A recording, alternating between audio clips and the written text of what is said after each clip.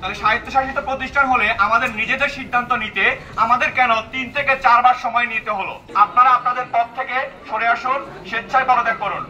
বাংলাদেশের উপাচার্যের পদ থেকে পদত্যাগ প্রসঙ্গে মহোদয়, আমি অধ্যাপক ডক্টর ফারুকুজ্জামান চৌধুরী গত 29 অগস্ট 2022 তারিখে আপনার অনুমোদনের প্রেক্ষিতে চট্টগ্রাম প্রকৌশল ও প্রযুক্তি বিশ্ববিদ্যালয়ের পদার্থবিজ্ঞান বিভাগের অধ্যাপক পদ থেকে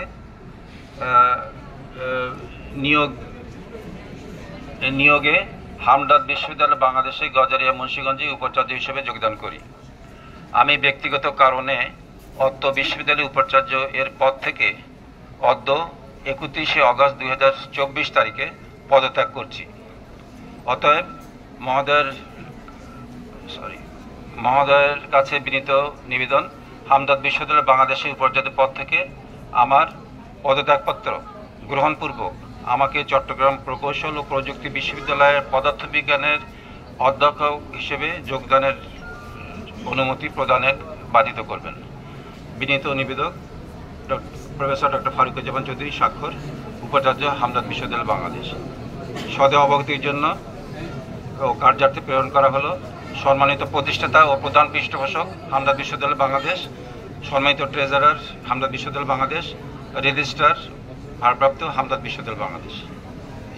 তাহলে স্বায়ত্তশাসিত প্রতিষ্ঠান হলে আমাদের নিজেদের সিদ্ধান্ত নিতে আমাদের কেন 3 থেকে 4 বার সময় নিতে হলো? যদি স্যার আমাদেরকে এই স্বায়ত্তশাসিত প্রতিষ্ঠান নিশ্চিত করতে না পারেন, আমি treasurer sir, exam controller sir এবং প্রক্টর স্যারকে অনুরোধ করব, আপনারা স্বেচ্ছায় আপনাদের পদ থেকে সরে আসুন। আমরা আপনাদের বিরুদ্ধে কঠোর অ্যাকশনে চলে যাব।